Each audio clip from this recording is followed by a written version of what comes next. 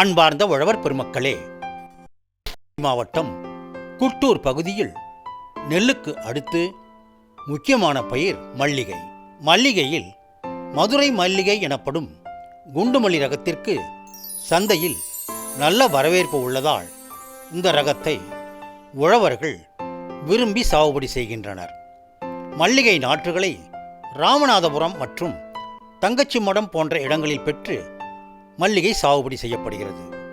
மல்லிகை மலருக்கு குறிப்பாக பண்டிகை நாட்கள், விழா நாட்களில் நல்ல விலை கிடைப்பதால் அது போன்ற காலங்களில் நல்ல மகசூல் கிடைக்குமாறு மல்லிகை பயிரை பராமரிப்பது அவசியம் என கூறும் திரு ரவிச்சந்திரன் அவர்களின் அனுபவங்களை இப்பொழுது பார்ப்போம்.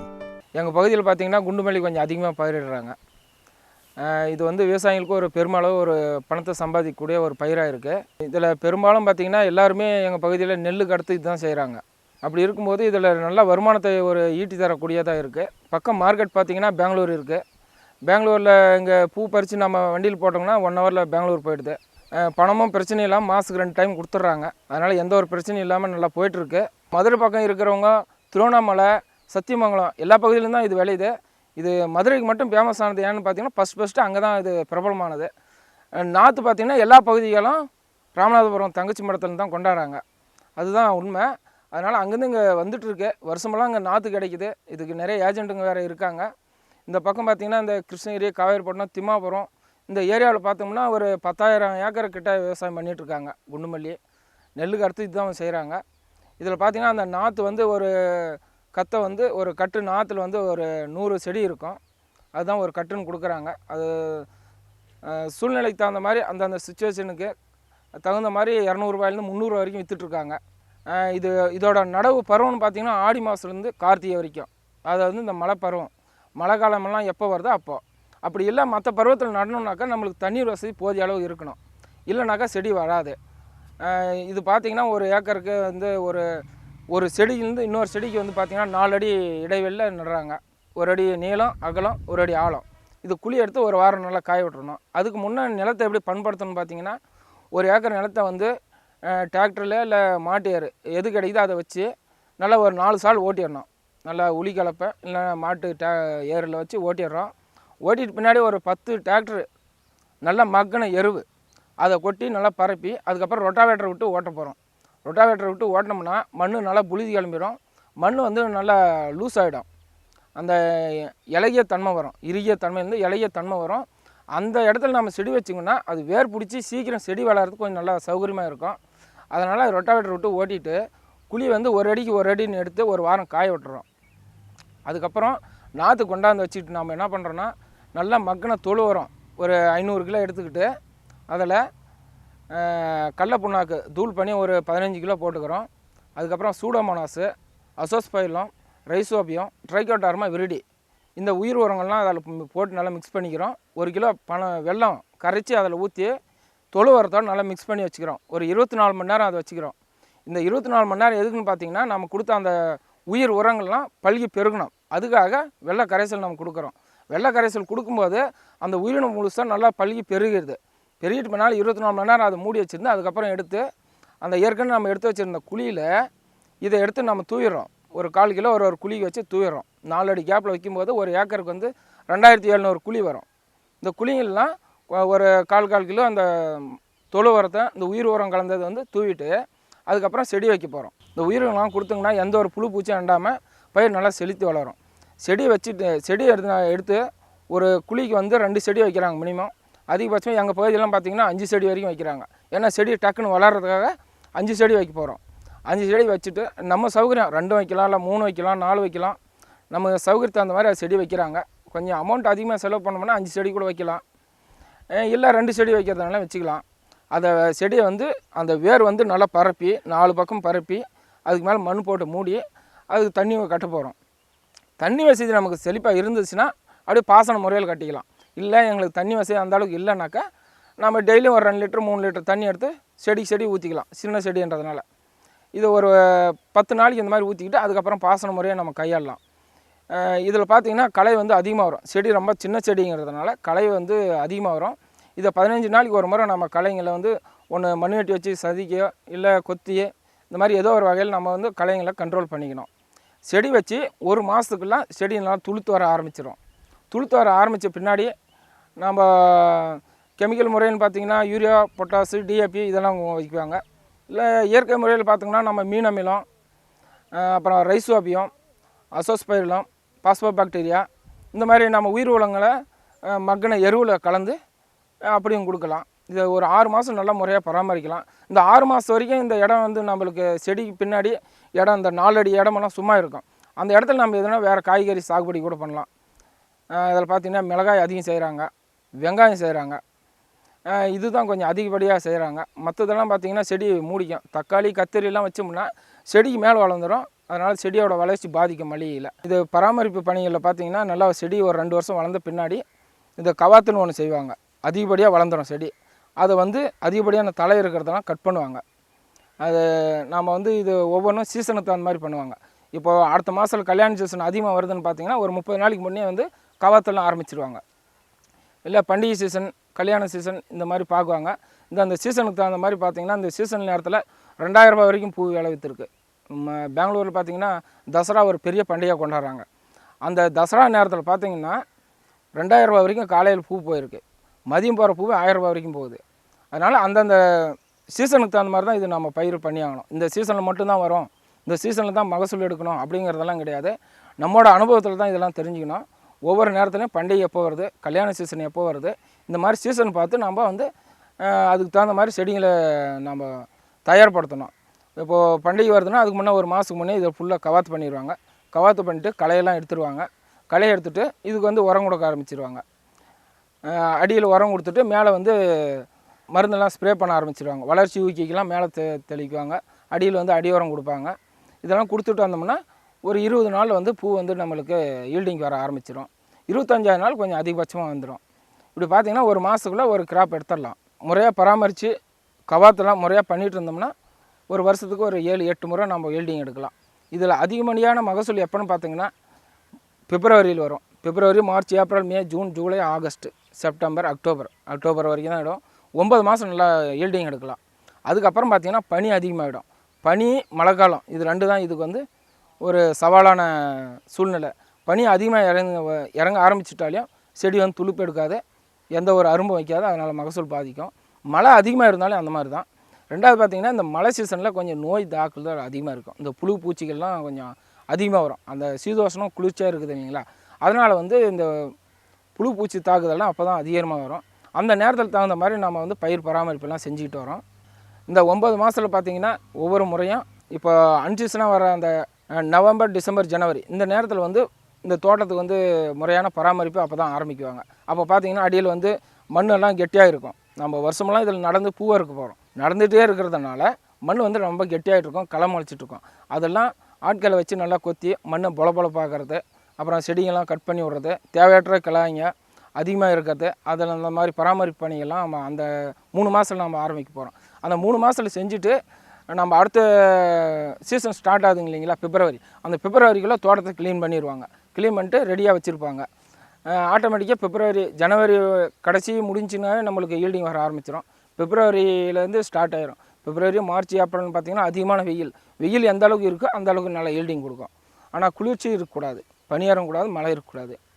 அந்த மாதிரி இருக்கும்போது நம்மளுக்கு நல்ல ஈல்டிங் கொடுக்குது. இது ஒவ்வொரு விவசாயிக்கும் அவனோட வாழ்வாதாரத்தை பூர்த்தி செய்கிற அளவுக்கு ஒரு நல்ல ஒரு வருமானத்தை கொடுக்கக்கூடிய பயிர் தான். இது சாகுபடியில் என்ன பிரச்சனை பார்த்திங்கன்னா லேபர் பிரச்சனை அதிகம், வேலையாட்கள். இதில் அதிகாலையிலே எழுந்து அவங்க சாப்பிட்றாங்களா இல்லையோ, தூங்கி எழுறாங்களா இல்லையா, காலையில் தூங்கி எழுந்த உடனே நேராக தோட்டத்தில் தான் இருக்கணும். எவ்வளோ சீக்கிரம் நம்ம வந்து பூக்களெல்லாம் பறித்து நம்ம மார்க்கெட்டை அனுப்புகிறோங்களோ அந்த அளவுக்கு தான் இதில் வருமானம் இருக்கும். அதனால் வேலையாட்கள் இதில் கண்டிப்பாக அதிகமாக தேவைப்படுது. இதில் அந்த வேலையாட்கள் பிரச்சனை தான் எல்லாருமே இது பயிர் சாகுபடி செய்யறதுனால எல்லாருமே அவங்கவுங்க தோட்டத்தில் அதிகாலையில் எழுந்து பார்த்தோம்னா வீட்டில் யாருமே இருக்க மாட்டாங்க. எல்லோரும் பார்த்திங்கன்னா தோட்டத்தில் தான் இருப்பாங்க. அதிகாலையில் 4 மணி 5 மணிக்கெலாம் எழுந்து அவங்க வீட்டு வேலையை முடிச்சுட்டு 4 மணி எழுந்து முடிச்சுட்டாங்கன்னா 5, 5:30னா தோட்டத்துக்கு வந்துடுவாங்க பூக்களை பறிக்கிறதுக்கு. இதில் இருக்கிறதே இந்த வேலையாட்கள் பிரச்சனை தான். அதனால் இதை சமாளிக்கிறதுக்காக அவ்வளோ அதிகாலையில் வந்து ஒரு 10-11 மணிக்கெலாம் பூவை வந்து பறித்து நம்ம கொடுத்தோம்னா தான் நமக்கு தேவையான அளவுக்கு வாழ்வாதாரம் இதில் கிடைக்கும். அதுக்கு மேலே பார்த்திங்கன்னா ஈவினிங் வரைக்கும் கூட பூவெல்லாம் அறுத்து போடுறாங்க. அது கொஞ்சம் ரேட் கம்மியாக தான் வரும். அதனால் காலையில் எவ்வளோ முடியுமோ அவ்வளோ காலையில் நம்ம வந்து பூவை அறுத்து போட்டுடுறோம். அதனால் நம்மளுக்கு கொஞ்சம் வருமானம் அதிகமாக வருது. இப்போ மல்லிகையில் வருமானத்தை பற்றி பார்க்க போகிறோம். இப்போ மல்லிகை பூச்செடி பார்த்திங்கன்னா வச்சு ஒரு 6 மாதம் 8 மாதத்துலேருந்து நமக்கு நல்ல வருமானத்தை கொடுக்க ஆரம்பிக்கும். செடி வச்சு புதுசில் பார்த்திங்கன்னா குறைவான மகசூல் தான் வரும். செடி வளர வளர அதோட மகசூல் அதிகரிக்கும். நல்லா ஒரு 2 வருஷம் நல்லா வளர்ந்த செடியை பார்த்திங்கன்னா ஒரு நாளைக்கு பார்த்திங்கன்னா 100 கிராம்லேருந்து 200 கிராம் வரைக்கும் நல்லா பராமரிப்பு செஞ்சிங்கன்னா மகசூல் எடுக்கலாம். முறையான பராமரிப்பு, நல்ல உர நிர்வாகம், நீர் நிர்வாகம், பூச்சி கண்ட்ரோலு இது எல்லாமே செஞ்சு பார்க்கும்போது ஒரு நாளைக்கு வந்து 100லேருந்து 200 கிராம் வரைக்கும் மகசூல் எடுக்கலாம். அப்படி இருக்கும்போது பார்த்திங்கன்னா ஒரு ஏக்கருக்கு 50 கிலோலேருந்து ஒரு 70 கிலோ வரைக்கும் எடுக்கலாம். இது பார்த்திங்கன்னா வெயில் சீசனில் அதிகமான பூ வந்து உற்பத்தி ஆகும். அந்த நேரத்தில் பார்த்தோம்னா இந்த வெயில் நேரத்தில் அதிகமான பூ மகசூல் வர்றதுனால மார்க்கெட்டில் அதிகமான பூ வரத்த ஆரம்பிக்கும். அந்த நேரத்தில் விலை குறைய ஆரம்பிக்கும். அப்புறம் சீசன் பார்த்திங்கன்னா இந்த முகூர்த்தம் பண்டிகை சீசனில் விலை கொஞ்சம் அதிகமாக போயிட்டுருக்கும். அதனால் இதுக்கு வந்து ஒரு நிலையான விலைன்றது கிடையாது. மல்லிகை பொறுத்த வரைக்கும் நிலையான விலையெல்லாம் கிடையாது. ஆனாலும் இது ஒரு நல்ல லாபகரமான ஒரு தொழில் தான். நஷ்டன்ற பேச்சுக்கெலாம் இடம் இல்லை. குறைஞ்சது 100 ரூபாய்க்கு விற்கிது.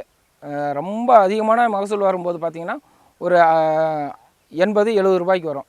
நம்மளுக்கு எல்லா செலவும் பார்த்திங்கன்னா ஒரு கிலோவுக்கு 50 ரூபா நம்மளுக்கு உற்பத்தி செலவு வந்துடும். அதை மீறி பார்த்திங்கன்னா நம்மளுக்கு அதுக்கு மேலே எந்த விலை போகுதோ அந்த அளவுக்கு நமக்கு லாபம் அதிகரிக்கும்.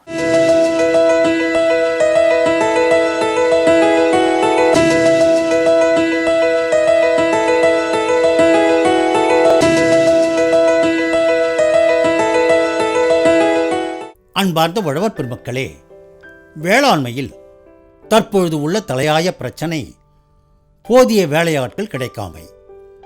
இதனால் பல உழவர்களின் வேளாண்மை ஆர்வம் குறையத் தொடங்கிய நிலையில் வேளாண்மைக்கு கை கொடுக்க அறிமுகப்படுத்தப்பட்டன பல வேளாண்மை இயந்திரங்கள்.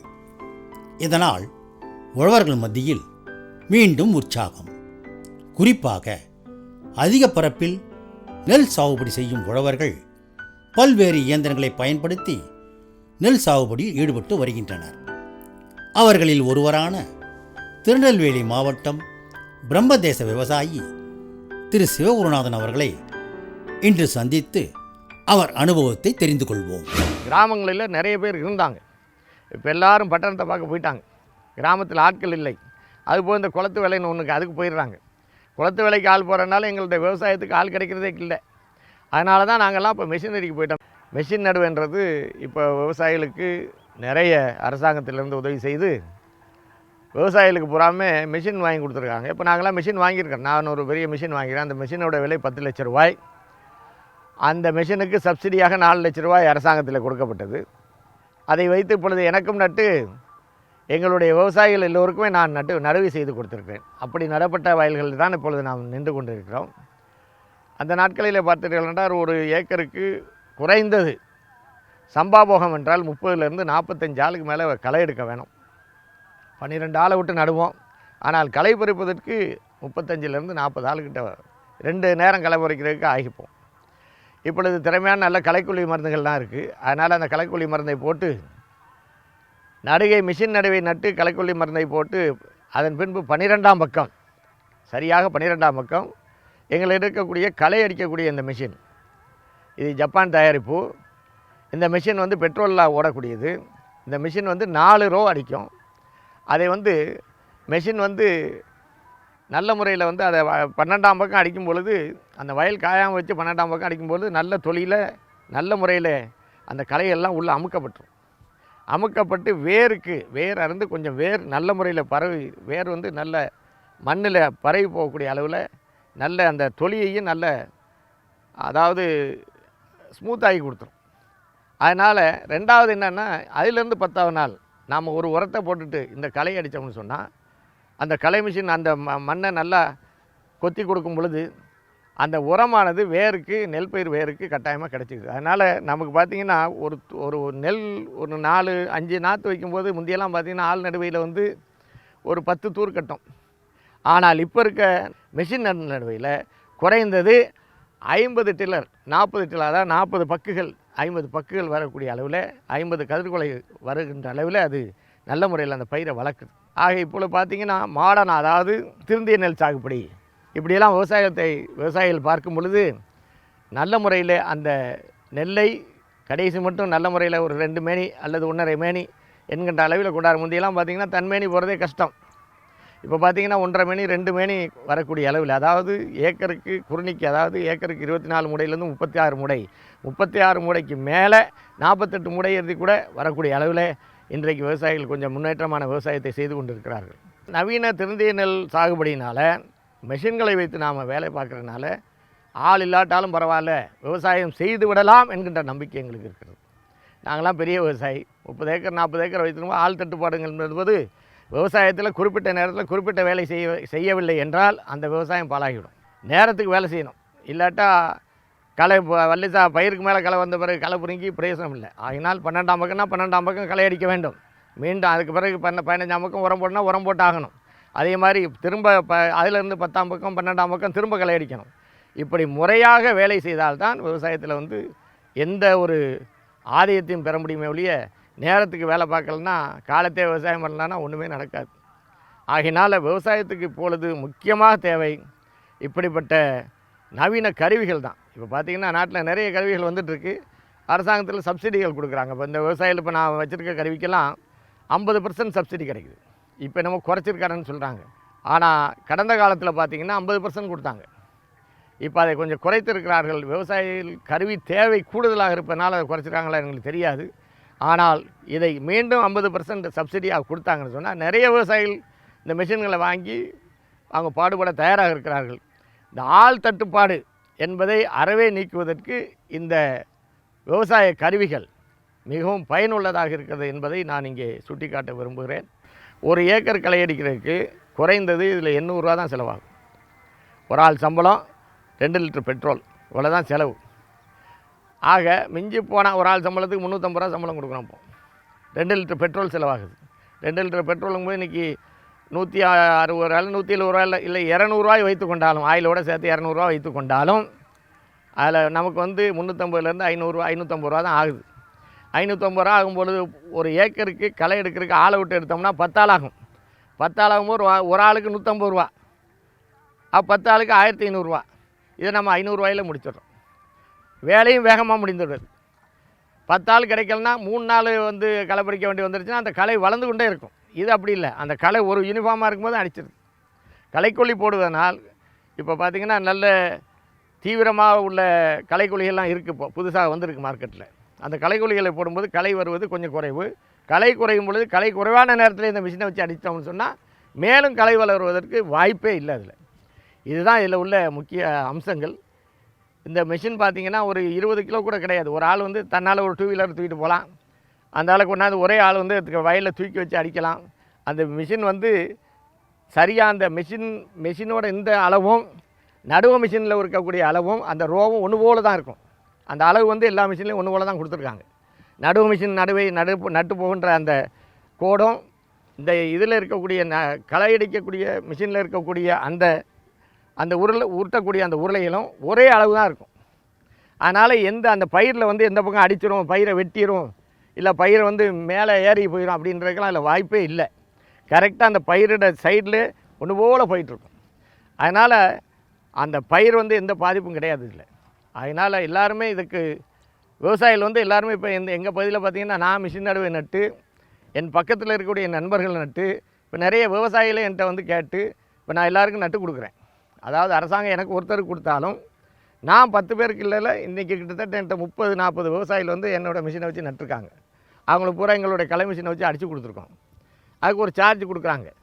அதனால் நாங்கள் பேங்கில் லோன் வாங்கிக்கிறோம், அதையும் நாங்கள் கட்டிக்கிறோம் லேசாக. இதனால் பல நன்மைகளும் இருக்குது. எல்லா விதமான முன்னேற்றமான ஒரு விவசாயத்தை செய்வதற்கு, திருந்திய நெல் சாகுபடி செய்வதற்கு இது பயனுள்ளதாக இருக்கிறது என்பதை அன்போடு தெரிவித்து, வருகாலத்தில் விவசாயிகள்லாம் இந்த மாதிரி மிஷின்களை வாங்கணும். அரசாங்கமும் நிறைய விவசாயிகளுக்கு இந்த மாதிரி சப்சிடிஸ் 50% 50% கொடுக்கணும், குறைக்கக்கூடாது. குறைக்காமல் கொடுத்தா நல்லது. அதுபோக விளைவிக்கிற பொருளுக்கும் நெல்லுக்கும் விலை கிடைக்கணும், அதுவும் அரசாங்கம் செய்ய வேண்டும். அப்படி செய்தால் இந்த குறைந்து கொண்டு வருகின்ற விவசாயம் ஆகினால் இப்படிப்பட்ட மிஷினரிகளை கொடுத்து, இப்படிப்பட்ட நவீன கருவிகளை கொடுத்து அரசாங்கம் விவசாயத்தை ஊக்குவித்தால் நம்ம நாடு இன்னும் வளம் பெறும் என்பதை அன்போடு தெரிவித்துக் கொள்கிறேன்.